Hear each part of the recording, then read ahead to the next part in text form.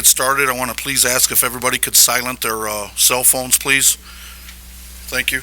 And we will keep the door open as long as it stays quiet because we are running a meeting, so please be considerate. Call to order the regular scheduled council meeting for Monday, December 23rd, 2019. Please stand for the Pledge of Allegiance. I pledge allegiance to the flag of the United States of America and to the republic for which it stands, one nation, under God, indivisible, with liberty and justice for all.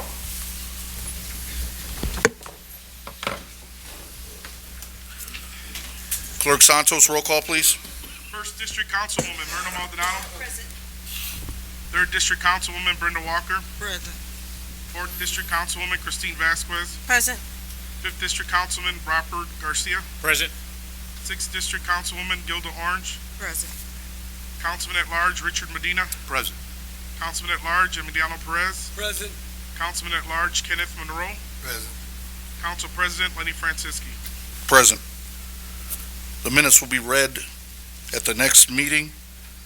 Clerk Santos, any communications from the mayor? Yes, we have two communications from the mayor. We have the police chief, and following the police chief, we have the fire chief.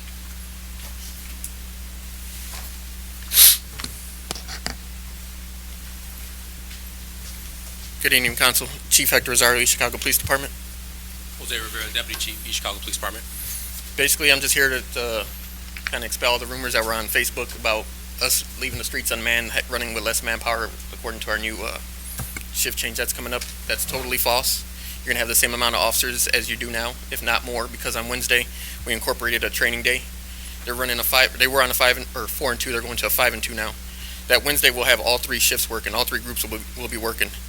We're going to do training on that day, and outside of training, we could put them back into the community, so you have at least 6 more officers out on the street. They could go back to the parks, do community policing, go into the districts, and just, take care of business when we need be. I don't know if you guys have any further questions about what's going on. Councilman Garcia? You had Eddie Prestardo, commander. He didn't know the situation. He didn't know the plan, what was going on, because he was present at the meeting. That's what he communicated to us. He didn't sit in on a lot of the meetings that me and the deputy chief had amongst ourselves, so he was there for some of the communication, but not all of the communication. Yeah, it was communicated just be one officer per district. Is that correct? And I can explain that a little better. Right now, our city's broken up into 10 districts. We haven't been able to fill those 10 districts in probably over 10 years. That's 10 different areas in the city. And when we did do those 10 districts, only 2 officers were doing the bulk of the work. That was a South Side officer and 1 officer in the harbor. So they handled 75% of the calls and the call volume, which isn't fair because now those are younger officers. So it's easier for us to split it up into 6 districts, which is each council district now will have a dedicated officer. Those officers will now be handling in-service calls that are coming or that are happening, and then they can also patrol. The other officers will be report cars, where now they can go out there and write the reports. A person waiting for a report can wait, that's fine. So we'll have a report car, we'll also have a traffic car, and the supervisors. So now those 6 district cars can handle calls that are actually in progress, while the report car can handle all the reports that are pending. So there is no shortage. The amount of officers are still going to be there. They're still going to be able to patrol the same districts. Now that South Side guy doesn't have to do all that work. The workload was distributed equally amongst all the officers. So now it's not going to be 2 officers of every shift doing the bulk of the work. It's going to be distributed amongst all the officers to actually handle all the calls actually as a whole, not just Adam 80, which is the South Side, and our 40, the harbor, handling all the hot calls every day. We had some districts where officers weren't even answering calls. They weren't getting dispatched to anything, and that's not fair when we have the South Side guy who has to do Roxana, South Side, and part of Calumet area, and handling all the calls on top of patrolling. And backing up the other guys. It's not fair to that officer that he has to do all that workload while the rest of the guys, say the North Side guy, might get 2 calls. So now we split it up, the workload, so that they all have an equal amount of work. But at no point did we take away any officers. So when they said that there's going to be less officers, no. It's actually the same amount. The workload was just distributed equally, to be fair. Yeah, I understand going from 10 to 6 is because the city, I don't think, is that big or that large to have 10 districts, and that's pretty large district. You have 10 districts. I understand bringing it down. My concern is how many officers are going to be patrolling a district. So it's the same. So you're still going to have one officer dedicated per district. Okay. And nothing's changed. It's just like when we had the 10 districts split up. There wasn't 10 officers working. There were 6 to 7 officers covering those districts. So So the numbers are the same. one officer per district, and then One officer per other district. Then you got a traffic guy who handles all the car accidents. in the whole citywide. Yes, and that's always been that way. Then we have a report writing car who's going to write the reports. Then you still have 2 supervisors. So So- they're fully capable of going out there and doing everything that the patrolman does. How are the districts broken up? Is it councilmanic districts? What is it? It's going to be similar to the council districts. See, my issue is I have Marshtown, New Addition, and I got the Harbor. And it's going to be some issues there with the train there. I can see with the 3rd district with Chicago Avenue, Euclid with that train there and stuff like that. How are you going to handle that? Real quick, we're not even sure we can do that. That's what we hope to do. We got to contact Lake County, the E911 center, and see if they can even redistrict our city. It's set up right now for the way it is. Like, they know who to dispatch based on calls because the way it is. We still have to reach out to them to see if they can even redistrict it for us. It may not even happen that way. It may stay the way it is, but still go to a 5 and 2. That way we can incorporate the training day. And even if they do, our traffic guy, he actually travels the whole city. So he's not stuck in a district. And the report writing car will be the whole district, the whole citywide. So even now, currently, we have that issue with Marktown.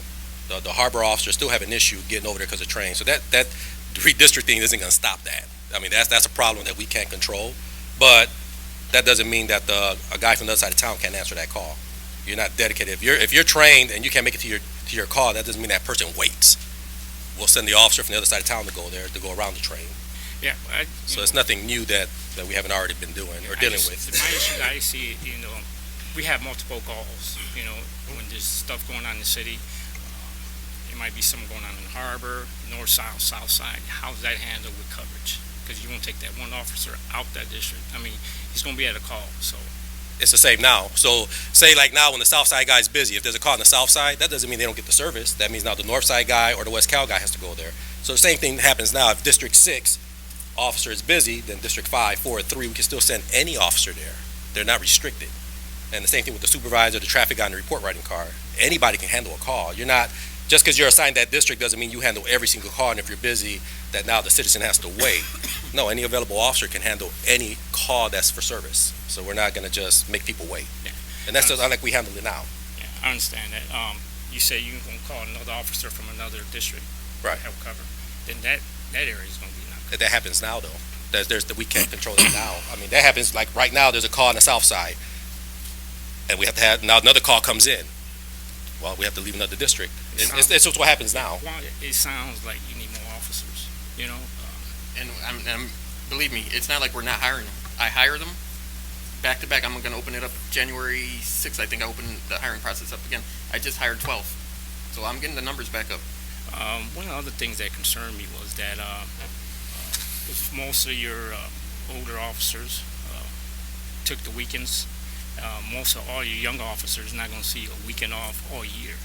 How that's supposed to help retention? Because it's not going to help retention whatsoever, I think. It's not going to stay like that forever.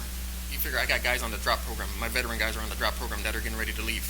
Within the first 6 months of me being chief, I made new detectives already, and I sent the guy off to the gang task force. So I'm making moves, which means those are veteran guys that are moving, and even younger guys that are moving. They're going to move up the chain just that quick. The guys that are going to get stuck without the weekends, they're going to be the ones fresh out the academy. I mean, you're coming right out the academy, and how are you going to complain to me that you don't have weekends off? You're starting brand new right now. And we want to reward the older guys. So the older guys that have been loyal to us and actually stayed, we want to reward them. They earn those weekends off. So I'm not just going to give a rookie right off the street, hey, here's your weekends off, and the old guy, hey, thank you for staying, you get Monday, Tuesday. So we want them to earn that. We don't want to just give them stuff to stay. I mean, they were leaving when we had the 4 and 2 schedule with weekends off. Oh. So this is just a way of, they're going to have to earn that. That's all. I mean, like I said, we have a detective that when he had 3 years on. So we're giving the young guys opportunities to move up, but we're not just going to give it to them. They're going to have to earn it because we have to actually show loyalty to the guys that actually have stayed. We have 20-year veterans on the streets, 28-year veterans on the streets that have been doing nothing but patrol work. How do I explain to that 28-year veteran, I'm sorry, I can't give you weekends because this rookie's crying. Let me give it to this rookie. No, and we appreciate our rookies, but they have to earn that. And that's all we're doing. We're just making them earn it. And they're not going to be, like the chief just said, as we do these moves, as veterans are leaving, they'll work their way up to those weekends. I just don't want them It's to something to be, look forward to. just don't want them to be burnt out. You know, they got family and stuff like that. And with that being said, we allow vacation, or not vacation, we allow day off switches within the shift.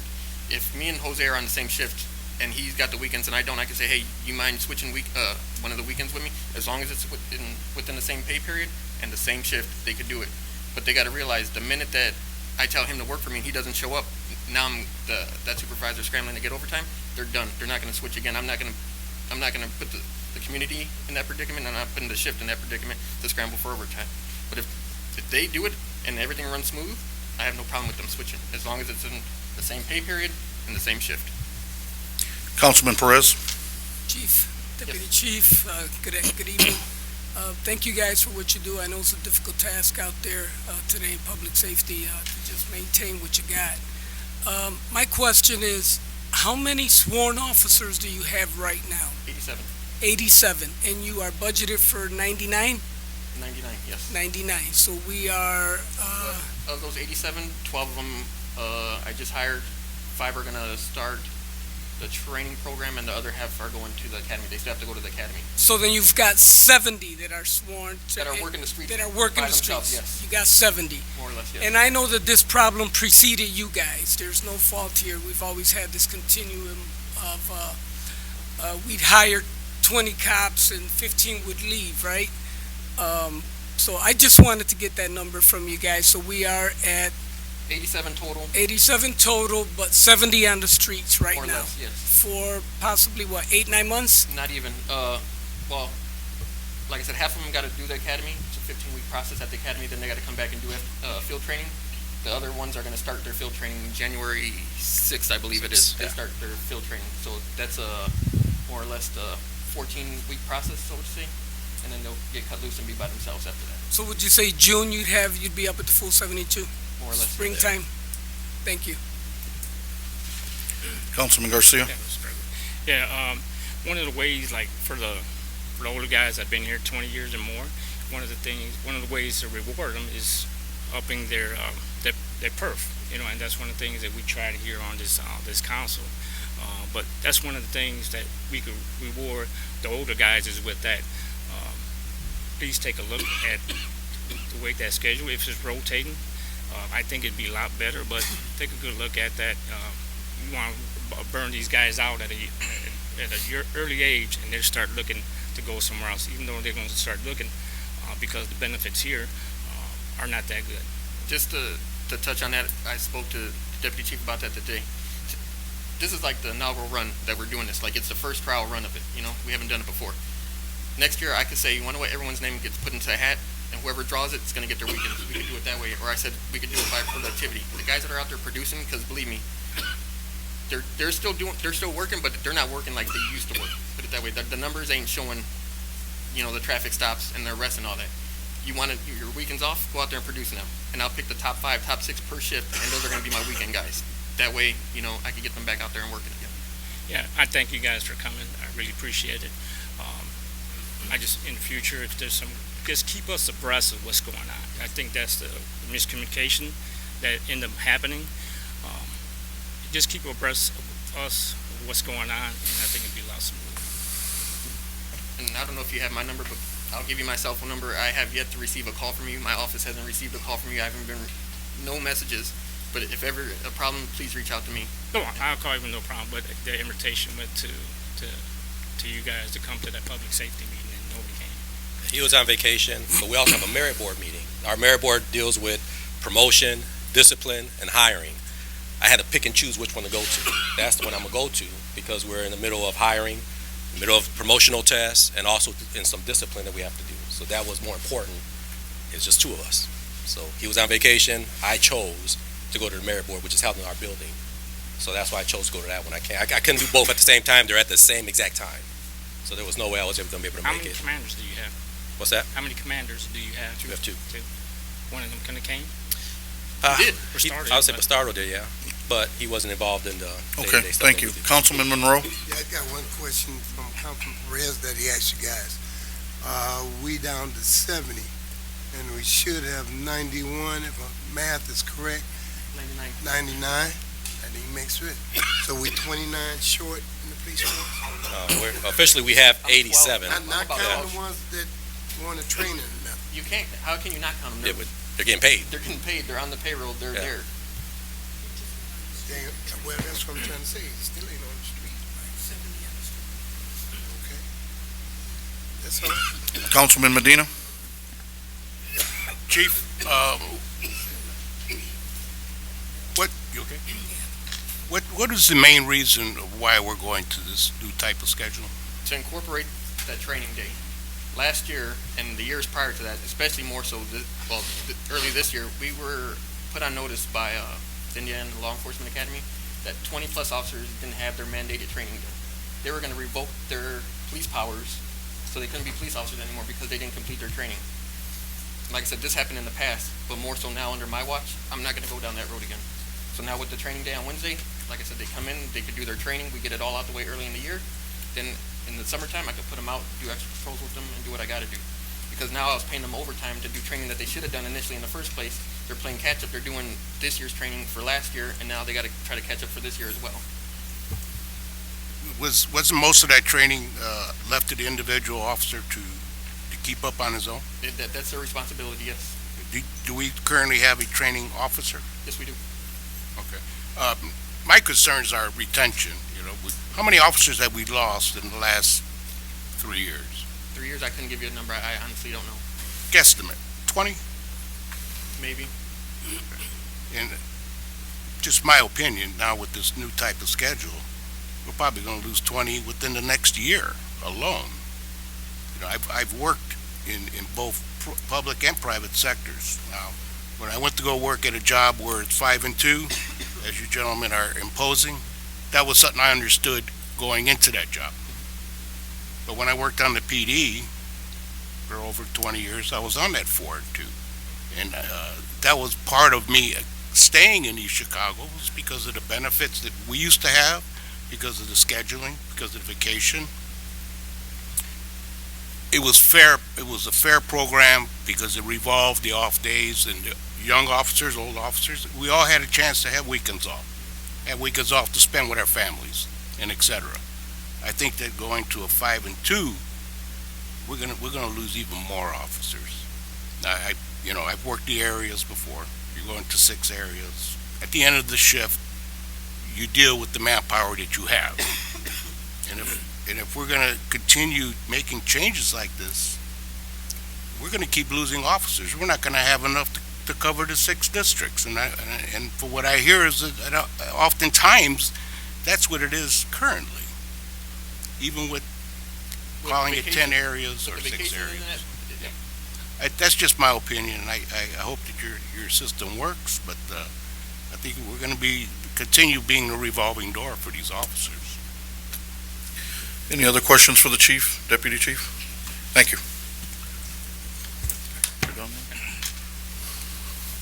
Fire chief, Mr.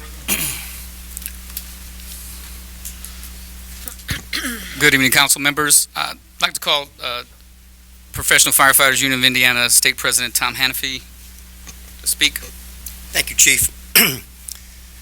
President Krasinski and members of the council. My name is Tom Hannafy.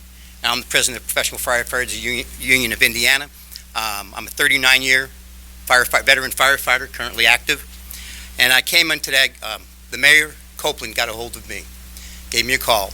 And if you don't, I do a lot of work for the International around the country on labor management issues. I'm part of the Labor Management Alliance team, and we work with the Chiefs Association and the International Union, IAFF.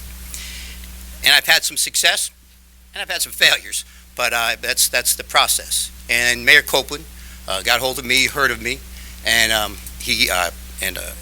been around a long time, and he invited me to come up to a meeting. And President Mata, Mayor Copeland, and Chief Cerna had a lengthy meeting today. And I wanted to primarily talk about the shifts, and we got talking about a lot of things, and dialogue, and process of how to do proper labor management in maybe a better way. I think it was a productive meeting. We didn't come to any solutions. We didn't come to any conclusions. But we had an opening meeting and a fair meeting. I kind of tried to act as a mediator, although that's not what I am. I'm a labor person, but I do try to see both sides of every issue. And we had an excellent conversation.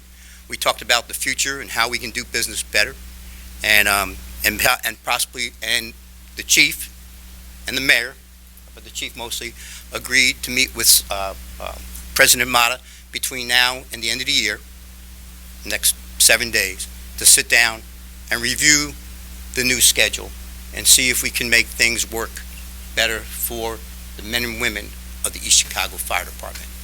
And there'll be a dialogue. I'm sure there'll be an exchange of ideas, and we hope to come up with something that's mutually beneficial to the members and, of course, the city of East Chicago, because that is our primary function here. We serve and protect, just like the police officers were saying. So with that, I asked if I could come up, speak to you, inform, and the chief agreed to allow me, and along with President Mata's permission, to come in, inform you of the process we started today. And it wasn't, I'm not going to say it was an easy meeting. We were very frank with each other. We were very honest and upfront. But I think everybody told the truth. And I think we can get through this in the next next few weeks and come up with a resolution.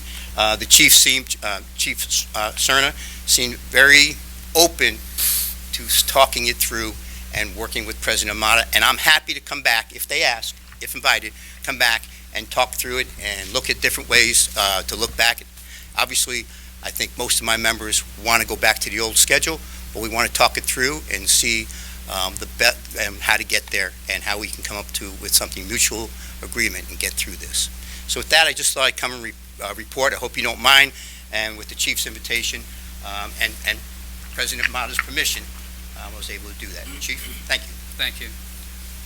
I just wanted to be able to make you aware that we're making progress. We're making progress in communication. That's, I believe, correct me if I'm wrong, President Mata, that this is the first time that you were able to sit down with the mayor this year. So it's a step in the right direction. We're hoping to continue talking. I'm looking forward to continue talking with. Thankful to Tom Hannafy coming down from Indianapolis, but more so thankful that President Mata we were able to have some good conversation, and hopefully that's the beginning of and the start of some positive action for us here on the fire department. Thank you, Chief. Thank you. Councilman Perez. Mr. Hannafy, Chief, I want to thank you guys for your good effort at trying to work things out. I just want you to know, as the author of this ordinance that's before us tonight, that has no effect on that ordinance from my perspective. The shifts of firefighters should never be used as a tool to force them to a negotiating table or to do anything other than work the most efficient and effective shift possible. So based on those ground rules, this changes nothing for me. I'm glad that this dialogue is going, and I hope it continues to grow and we foster better relationships. We need better relationships, but I don't want anyone to confuse this statement you've made here today with somehow the ordinance not moving forward this evening. And I concur. This is has nothing to do with this ordinance. This is a different issue, and I concur with that. We're going through that labor management process, and the council's doing their business as the council does their business. Thank you so much, sir. Thank you. Councilwoman Orange. Hi, Mr. Hannafy, as you work with the firefighters around the area, and I understand that they want to go back to the 24, I understand that. My issue is that whether the council has a right to tell the fire chief and the mayor what to do. But as far as you have worked with them, most of your firefighters work with the mayor's office, most of them, right? Do you have a lot that work with the council and the mayor? Because where I see it is that it's a ping pong ball. You have the mayor on this side, the council on this side, who has the most power, who has the ones, some people want to be mayors, this one is mayor, and you get the firefighters who have had the most damage done to them in the middle of power play. And so I'm asking you, because I know that Hammond does not work with the city council. I've talked to some of the city councils over there. I'm not saying don't work with the city council as far as that, but Mayor Tom is the one that makes the decisions on that. They don't come before the city council and do all this. So I'm just asking, what percentage of that do you have? Ma'am, one of the first, I don't know the percentage. It does work different places, different ways in different places. For example, in my department, I'm on the job in Indianapolis. I work very close with the council, but we primarily work with the 25th, the mayor's office. And then in other places, the mayor's office, is not as engaged, and they have the council do it. And there's lots of historic reasons for that. So it works different ways. The best way is not to look like Congress. And I don't mean to make, the best way is for us, Get nothing done. is to get things done together. And that's what we want to do. Firefighters facilitate solutions. We facilitate solutions on that street. That's what I took an oath to do, and that's what all of us take an oath to do, just like you have too, by the way. But we're hands-on. So I can, to be totally honest with you, it varies from area to area. Part of it is by ordinance, and some of it's just by culture. So there is friction sometimes, but overall, we got to work together. And no, you're right. We don't want to be in the middle, the firefighters. So I didn't give you a straight answer because I can't give you a definitive number, but it works both ways. And it works well in both ways, too. It depends on that culture. I'm sorry to... Councilman Garcia? Yes. Chief Cerner, I just want to tell you, it was a disrespect you showed before this council. You made a statement and didn't want to stay for us to ask you any questions. To me, that was a disrespect to this council. Also, the Hammond mayor and the Hammond council work together and they work things out. That's why everything's done through that. So they work in tandem, hand in hand. Michigan City is another city that has a contract that goes to the council. But this ordinance should pass today. Another thing is that these guys are working over 40 hours and they're not getting paid overtime. You can't use the old system to benefit you not to pay the guys for over 40 hours, and then you want to put them on a 40-hour week and not pay them overtime. It doesn't work. You can't have what best of both worlds. You can't. It's got to be one way or no way. Them not being paid overtime is a disgrace. That's all. Any other questions? Thank you, Chief. Thank you. It's nice to see you without your white bracelet this time. Last time you just came out of the hospital, and that's public service when you show up like that. Thank you, sir. Clerk Santos, any communications from department heads? Yes, Mr. President, accounts payable warrant 121019CC, 121719CC, 122319LA, and 122319CC. So moved. Second. Motion was made by Councilman Medina, seconded by Councilman Perez to accept accounts payable warrants as read. Any questions on the motion? Clerk Santos, roll call, please. Maldonado, Yes. Walker, Yes. Vasquez, Yes. Garcia, No. Orange, Yes.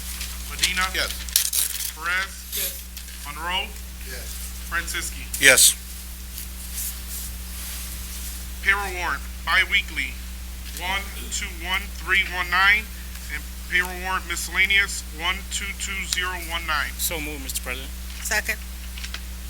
Motion was made by Councilman Garcia, seconded by Councilwoman Vasquez to accept payroll warrants as read. Any questions on the motion? Clerk Santos, roll call, please. Maldonado, Yes. Walker, Yes. Vasquez, Yes. Garcia, Yes.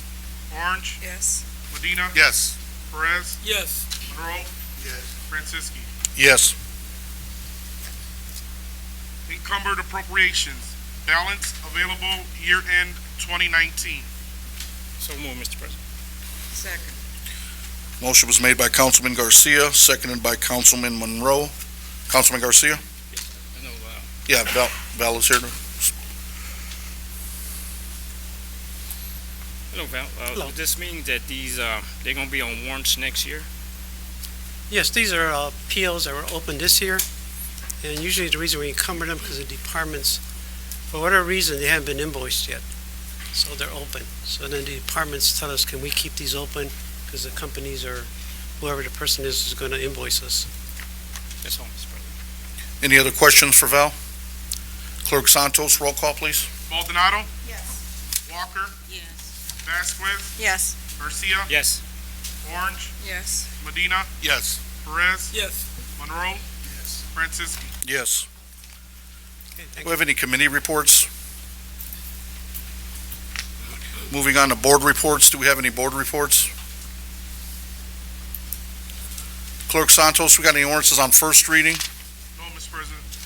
Any ordinances on second reading? Yes, ordinance 19-0029, sponsor, Councilmember Emiliano Perez, Richard Medina, Robert Garcia, Myrna Maldonado, and Kenneth Monroe. An ordinance to amend the East Chicago Municipal Code to require a fire department work schedule of 24 hours on duty and 48 hours off duty for fire suppression personnel. So move on second, third reading. Second, Mr. President. Motion was made by Councilman Medina, seconded by Councilman Garcia to hear ordinance 19-0029 on second reading. Second and third. Second and third. Any discussion on the motion? Councilwoman Vasquez? Yes, Attorney Buscemi, I have a couple of questions. On December 17th, you sent an email regarding the lawsuit that had been filed by the mayor. And in that email, you had mentioned that we were not to discuss this ordinance in public. I just wanted to get some clarity on that.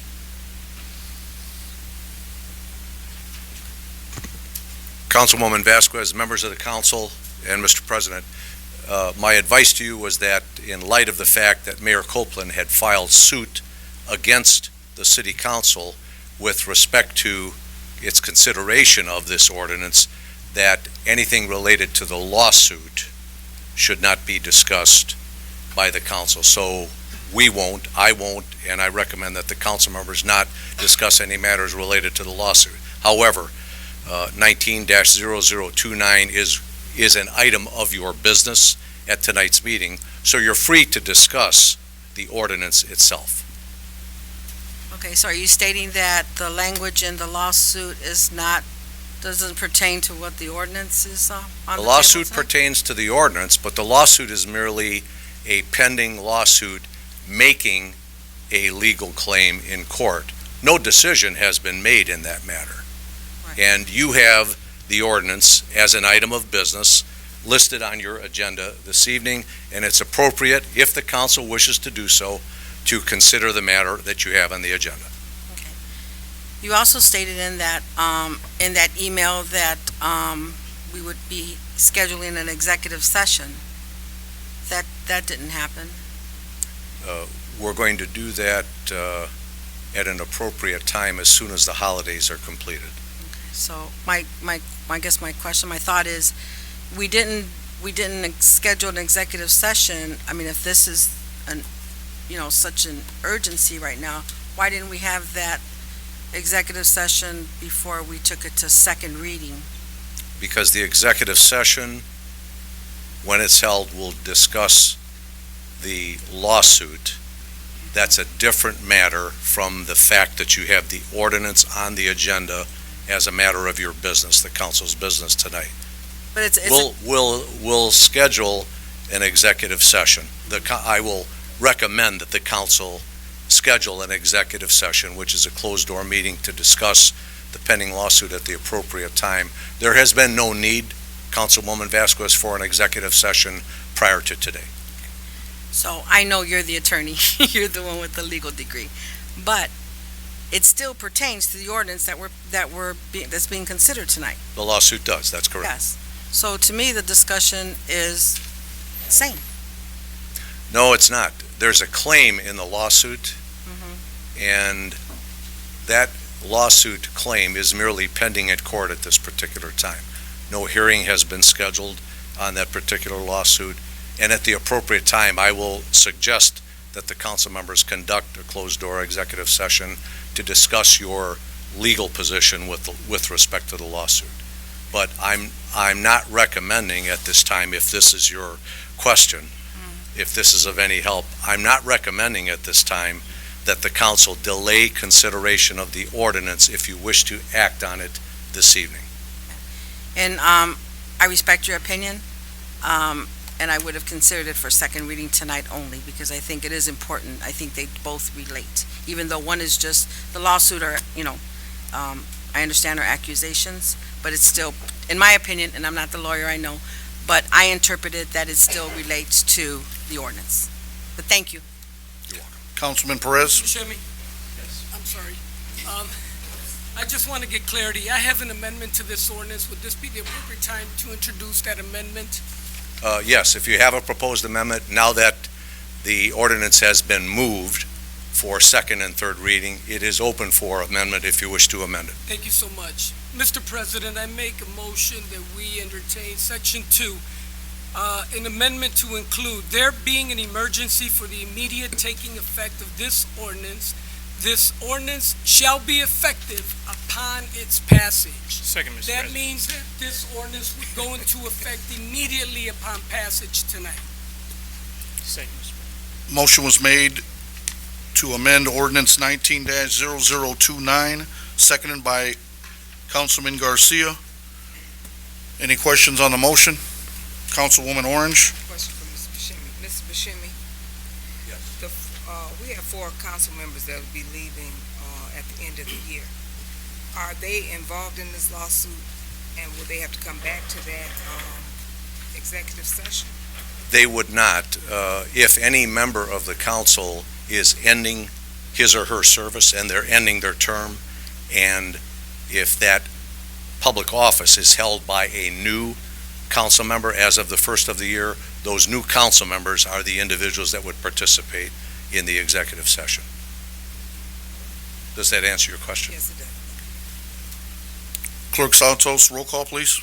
Maldonado, Yes. Walker, No. sorry, Walker, No. Vasquez, No. Garcia, Yes. Orange, No. Medina, Yes. Perez, Yes. Monroe, Yes. Franciski. Yes.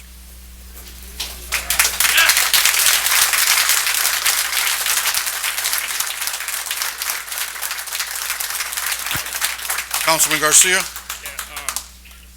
The lawsuit and this ordinance are 2 different things. We have our rights. Matter of fact, that lawsuit was brought before it was even passed, so that lawsuit to me don't even make sense. It was brought on, and we just heard it on first reading, so why did he do that? Don't know. I don't know a lot of things why he does, but there's overtime on every shift. This schedule is not working whatsoever. It's proven. It's getting these firefighters tired. They can't get used to this shift. But just always remember, the safety of this community is first and foremost, not this politics people are playing.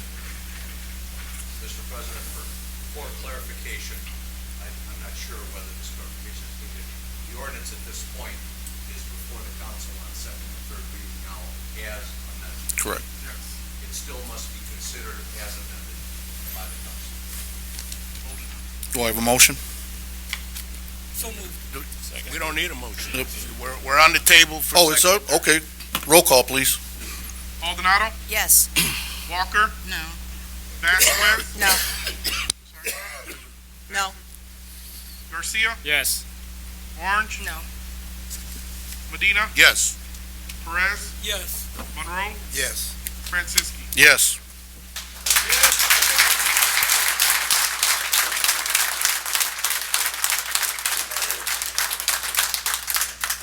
Clerk Santos, any ordinances on third reading? No, Mr. President.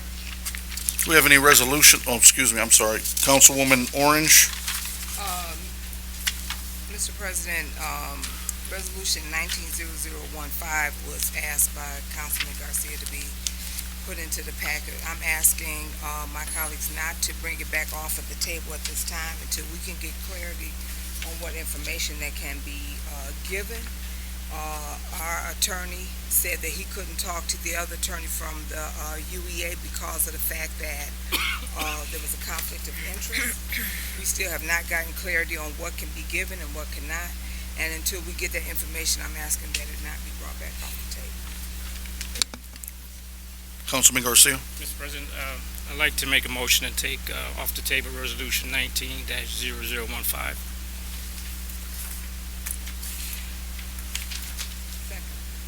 Motion was made by Councilman Garcia, seconded by Councilwoman Orange to take off ordinance 19-0015. Councilman Perez. It's questions from Mr. Buscemi. I thought if we did not approve this ordinance before the last meeting of the year, the urban enterprise zone would dissolve or not have our approval. Was that incorrect? I think that your latter statement is more accurate. It would not have your approval to continue into 2020. Councilwoman Orange. Councilman Perez, it doesn't mean that it's going to dissolve. It just means that the open-end taxes, for which the urban enterprise was not getting that much anymore because of the inventory tax. There is no inventory tax anymore in the state of Indiana for those. That's what the businesses was getting. I think last year they collected maybe about $15,000. I think that we need some clarity on this because it was such an uproar about what information we give. I didn't want this council to think, because I sat there, I was trying to keep them from getting information. I did talk to the president, and with that date, he did say that he was writing a letter downstate to see if we could get an extension for which they have granted in the past, so. Thank you for the clarification. I'd like to make a motion to amend ordinance 19-0015. And to read the motion. Point of order. We're on a vote, correct? Oh, yes, excuse me. Councilman Santos, roll call, please. Clerk, I'm sorry. Maldonado. Mr. President, for clarification, the roll call vote, I believe, This is to bring off the table. Santos is to remove the resolution from the Correct. table to then allow it to be considered separately by a separate action. Correct. Maldonado. Yes. Walker. Vasquez. Yes. Garcia. Yes. Orange. Yes. Medina. Yes. Perez. Yes. Monroe. Yes. Franciski. Yes. Mr. President, Councilman Garcia. motion to pass Resolution 19-0015. Second. Motion was made by Councilman Garcia, seconded by Councilman Medina to pass ordinance 19-0015. Any questions? Councilwoman Vasquez? Just for point of clarity, I thought we were taking it off the table, off the agenda. It was never on the agenda. I took it off the table. Okay. Oh, so you want to bring it back to vote on it now? Mr. President. Attorney. Clarification, the vote that the council just took, remove the ordinance from the table and places it back in front of you for whatever consideration you wish to take, if any, at this time. Correct. Councilwoman Orange? Eligible for action as though we're on your agenda. Councilwoman Orange? Clerk Santos, roll call, please. Mr. President, Councilman Garcia. I'd like to make a motion to amend Resolution 19-0015 to renew the enterprise zone for 1 year and incorporate the record disclosure amendment. Mr. President. Second. Motion was made by Councilman Garcia, seconded by Councilman Medina. Any questions? Councilman Garcia? Yeah, I got page 2 here, if I could read it, Mr. President. It says, so it'd be on page 2 now, therefore, be it resolved and determined by the Common Council of the City of East Chicago, Lake County, Indiana, that shall be amended by adding Section 8 as follows. 8, all records of the East Chicago Urban Enterprise Zone Association and its board of directors, except for confidential tax records of individuals or businesses, shall be subject to disclosure to the Common Council and the public pursuant to the Indiana Access to Public Records Law at Indiana Code 5-14-3. Any other questions?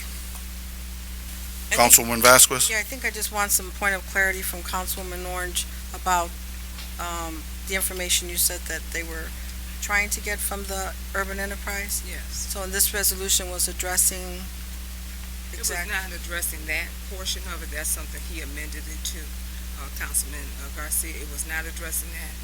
Our council could not answer it, and neither could the Urban Enterprise lawyer answer it. And I think that at this time, we need some point of clarity, because this is going to be an ongoing situation, whether you can get the information or not get information. So I'm hoping that this council does not vote for this pass tonight. Thank you for the clarity. Councilman Garcia? Yeah, this is a public entity that wants or needs our approval to continue operating. And they should be held to the same standards as this council, as releasing our information. And that's all I want. Let's be on the level playing field. Don't be hiding none. It should be open to the same laws, not private. That's all. Clerk Santos, roll call, please. Maldonado, Yes. Walker, No. Vasquez, No. Garcia, Yes. Orange, No. Medina, Yes. Perez, Yes.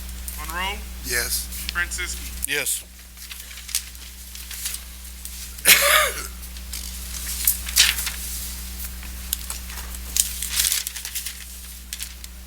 Mr. President? President, for clarification, Clerk Santos, that was a roll call on the amendment. Yes, sir. And it is a The resolution now stands Yes. before the council resolution, not an ordinance. as amended.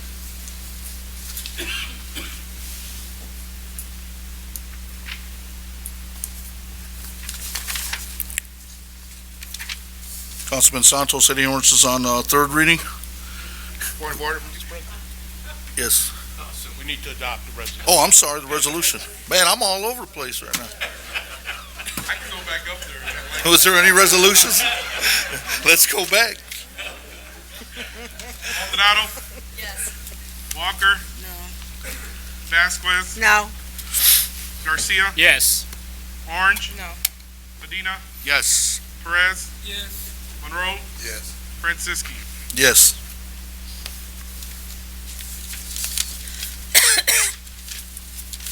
Moving on to old business. Do I have any old business here? Any new business? Councilman Garcia? I just want to thank our outgoing council people that's been in their term, and thank them for their service. Two people I really want to thank is Councilwoman Myrna Maldonado and Rich Medina. Their leadership on this council and their knowledge will be greatly missed. Thank you guys for the service.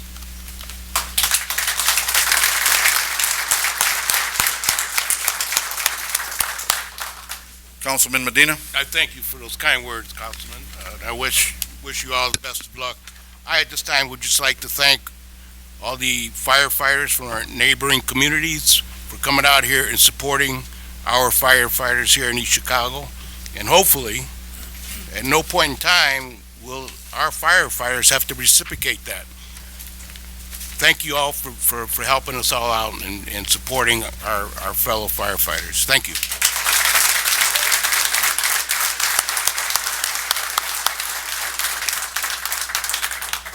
Councilman Perez? I also would like to say thank you to all the outgoing council people. Done a great job. We've had a great year. Sometimes we didn't agree on everything, but it's, for the most part, been respectful. That's what government is, what you see up here, you know. People debate in the battlefield of ideas, and the better ideas should rise to the top.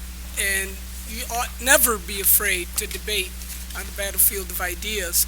I encourage you to stay involved in the community. I know many of you will.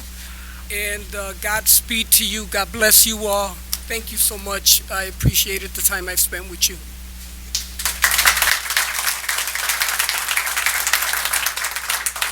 Before moving on to public expression, I just want to say to the hundreds of people in the audience and a million people viewing, Merry Christmas and Happy New Year. So,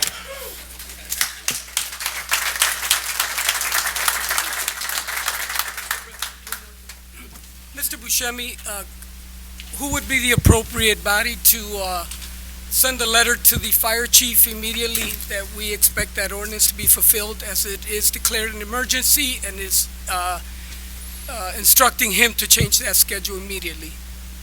Would it be the clerk's office? Councilman, there is a period during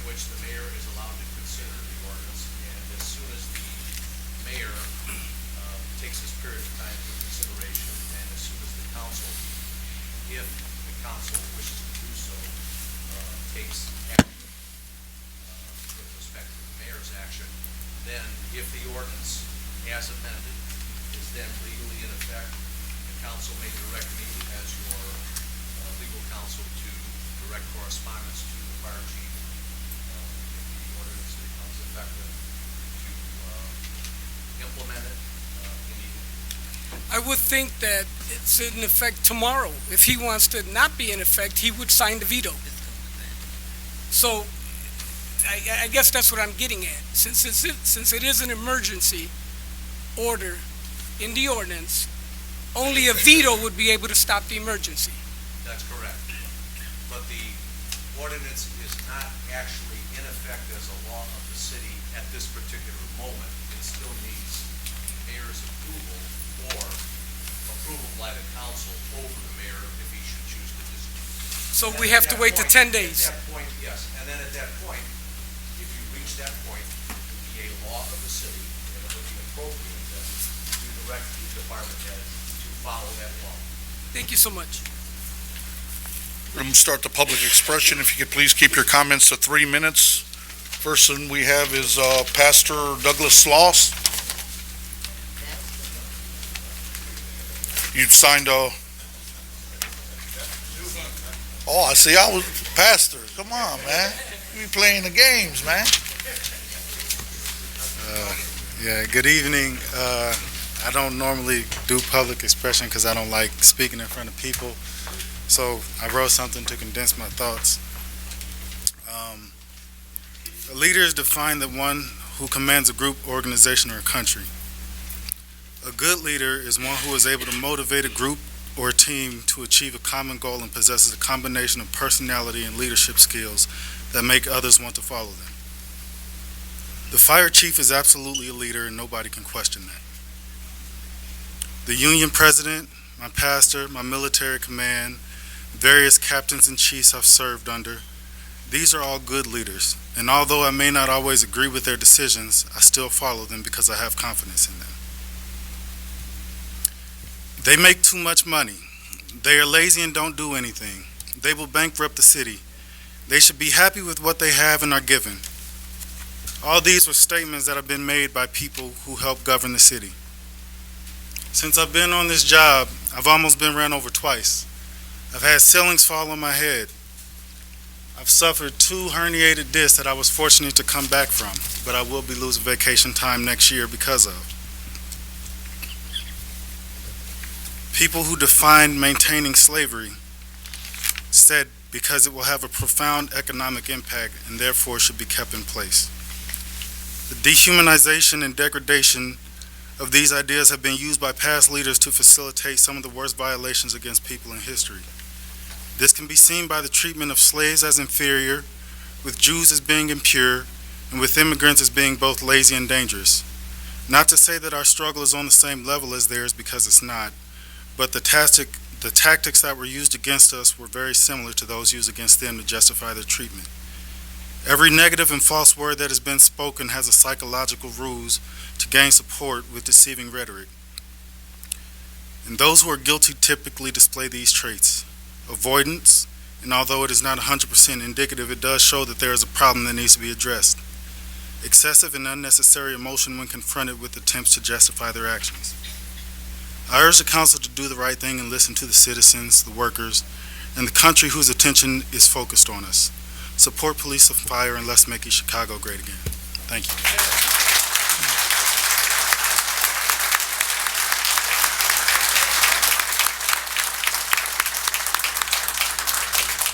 Next we have Carlisle Edwards.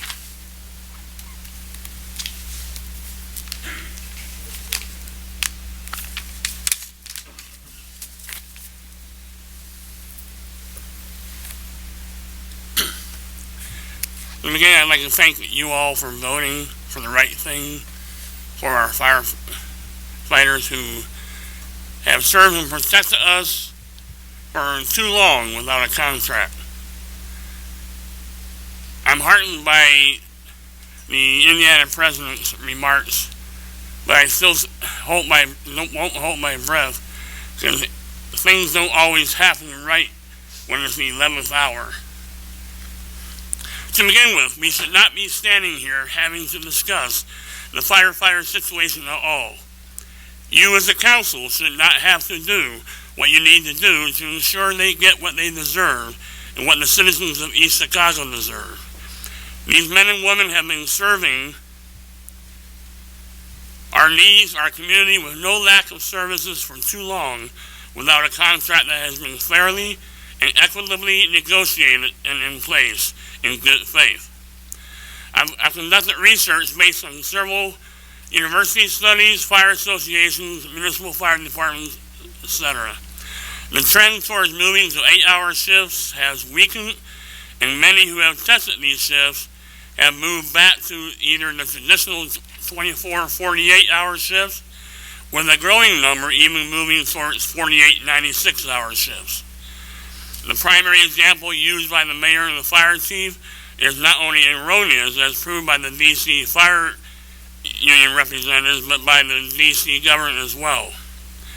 In addition, the D.C. fire example left out some crucial data, including how Prince George's County, Montgomery County, Fairfax County, Alexandria counties all border D.C., who have done the same thing as Hammond and Gary have done, and said, we cannot collaborate with you effectively if you do not treat your firefighters right. I know people that work for Prince George's County. Their paramedics won't support D.C. fully until the D.C. Fire Department has a contract that they deserve. Conducting research based on University of Cincinnati, Oklahoma State, the Ontario Association of Fire Chiefs, etc., they have all come to the same or similar conclusions, that the primary times in which longer shifts of 24 or 48 hours may negatively impact performances is in the case of fire departments that have classified as having a high volume or extremely high volume of calls per shift, per station, and or per truck. A study of FVs around the country has shown that most firefighters and their families prefer either the 24 or 48, with many even moving towards the 48, 96 hours shifts, because that enables all firefighters to have 6 days off or 4 days off every 6 days of work. Thank you, Ms. Edwards. Thank you. Gotta be fair. Gotta be fair.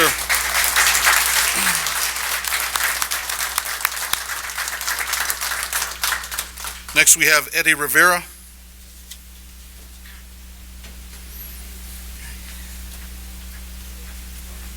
My name's Eddie Rivera. I've been with the fire department for almost 14 years now. I'm going to keep it short. I won't take your full 3 minutes. I do want to personally thank Councilperson Monroe, Perez, Medina, Garcia, Francisci, and Maldonado for doing what's right. I don't feel like you did us a favor. I feel like you did what you're up there paid to do. As for the other three, shame on you, especially the two who voted to have an engine taken out of your territory that you've sworn to protect. But that's something else. The 24-hour is just one thing that we're talking about. At this point, we have very few reasons that you can be fired as a firefighter. Cowardice is one of them. And to sit here and say I have to work under a chief who isn't even man enough to sit here and listen to what I have to say is a shame. How am I supposed to do my job when, over this last month, he's shown me he doesn't care about me. He doesn't care about my family, my son sitting over there. He doesn't care about anybody I work with. He doesn't care about this city. He put us on this dangerous shift with zero studies. He lied about it to you guys. He lied about it to the city. He lied about it to the newspaper. So obviously he doesn't care. So to sit here and say that I have to put my life on the line and the person that's sworn to protect me doesn't care about me isn't fair. This isn't about the 24s anymore. This is about that man shouldn't be our chief anymore. We need a new chief now. And I know that's not your position, but that's my position. And I don't feel comfortable working for that man anymore. At the end of the day, one of us has to go. It's either all the guys protecting the city or the one who's willing to lie on us to get his way. Thank you.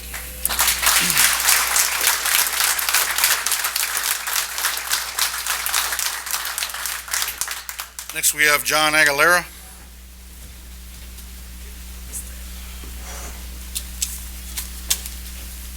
Thank you. I appreciate the opportunity to come and speak to you. I want to thank those members who are going to be leaving the council for the service that you've put in here. We appreciate very much the efforts you've put forward over your careers and hope to see you do good things going forward. I came up here and spoke last time, and I think, that all we're asking is that you're treating them fairly. They deserve to be treated with respect and to be given an opportunity to bargain in good faith. I feel somewhat, responsible, and as I said last meeting, some traditions and norms are good to keep. Not to mention that we have a unique city here with a heavy industrial manufacturing base and with the homeland security issues that come with having an industrial city like we have. So I really think that that's something that needs to be considered as we are making these decisions. We spoke last time, and I just wanted to make sure you guys knew that when they aired the meeting, they did not include that. Now, I'd hope to think that we're not doing censorship here. That's not good for the community, and all we're trying to do is make sure that they are treated properly. They deserve to be treated with respect. We need to have good coverage over this community, so I'd ask that you treat them fairly, give them the opportunity, and let's do the right thing here. Thank you.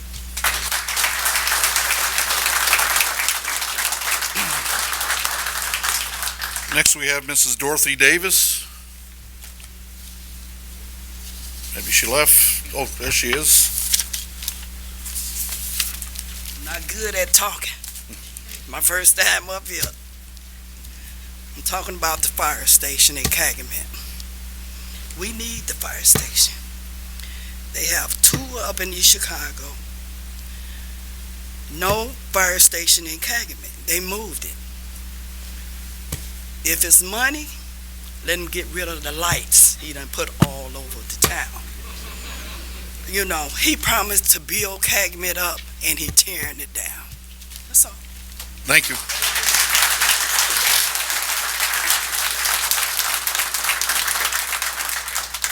Next, we have Miss Loretta Scott. No? Moving on. Next, we have David Mata.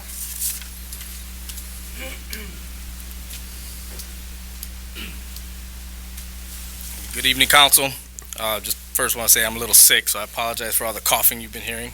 Trying to get over this thing. I just want to thank the council members who voted for this ordinance and to get us back on this shift. I really appreciate it. We all really appreciate it. It's been a rough almost 2 weeks now already. This means a lot. Thank you a lot. This is my first year as union president. It's been challenging. It's been absolutely challenging to come in during election year. It's been challenging with all the stuff we've been thrown at us. It's been tough, but with our strong membership, people willingness to hear us out, sit with us, talk with us, we can't thank you enough. I know I didn't get an opportunity to meet with everybody a lot. Ms. Walker, we didn't get no opportunity, which I wish we would have. Ms. Vasquez, thank you for the opportunity we did. Ms. Orange for that opportunity. And for all the council who are willing to sit with us and listen to us, listen to our ideas, our concerns. Ms. Maldonado, I know this is our first year, or this was my first year working with the council, but you did help us years ago when we had a issue with the veterans when they took our benefits. You helped out. Then Councilman Santos was instrumental in helping me with that, with getting those issues resolved as best as we can. So, I want to thank you for that too. I wish you guys all the best who are leaving. Thank you guys for serving the city. I look forward to working with the remaining council and the incoming council. Hopefully we can continue to build this relationship. Hoping this is a good step to build it with everybody, not just the council, with the administration, with our management, and hope we can work together to come up with better resolutions and better solutions. I think President Hannafy said it best is, if we work together, it's going to be a better outcome. And that's all we want. We want to continue to work relationships. We want to continue to build them relationships. And we look forward to it. I know it's been a tough year for everybody, but I'm very optimistic that going into 2020, we can begin to do that, to build those bridges and gaps that we lost over the years. And I look forward to that. And I just want to thank you guys again for your service to the council and to the city of East Chicago. And I look forward to continue to work. And thank you again for all that. I appreciate all you're doing. Thank you for voting on this ordinance. I appreciate it. Thank you.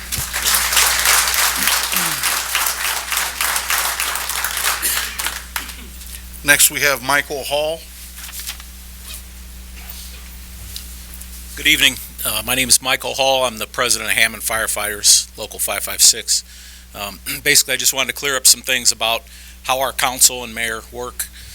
We do negotiate with our mayor. However, sometimes things come to an impasse, or sometimes there's disagreements where we negotiate all together. Our mayor is at every single council meeting. Every single one. He doesn't miss. He's there to listen. He's there to answer questions. He takes questions from the council. He takes questions from the public. Our fire chief, if there's anything fire related, he's here tonight. He'll tell you. He's here as well. So he's here to answer questions at any time. I'm here to answer questions from you guys at any time because this affects us as well. But the important part was to tell you that we all work together over there. And, sometimes we don't agree. Sometimes the council may side with us. Sometimes the council may side with the mayor. Sometimes the mayor sides with us and the council goes against both of us. It's just the way it works. The difference between there and here is that's called a democracy. What's going on here is called a dictatorship. And we posted about this on our Facebook because it sickened us. We're sent here a lot basically for mutual aid. Not for fires, but actually to cover fire stations. Now you have a fire chief who's saying, not only do we not need Hammond over here to cover our fire stations, but we're going to cut one additional engine out of service. Can't be both ways. You can't call for Hammond's help, but then you're taking your own out of service. That doesn't make any sense. Makes no sense. We really appreciate you guys for standing up, and this has been an honor to see. Our Facebook post about this originally is up to 61,000 views. We had 2 negative comments against the Chicago firefighters or the process. 2. One was by a city employee of management. The other was a fake profile. So out of 61,000 views, 2 negatives. Enough said. Thank you.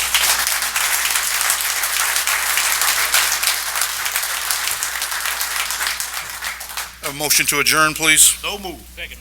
Motion was made by Councilman Medina, seconded by Councilman Garcia. Clerk Santos, roll call, please. Maldonado? Yes. Walker? Walker? Yes. Vasquez? Yes. Garcia? Yes. Barnes? Yes. Medina? No. Perez? Monroe? Francis?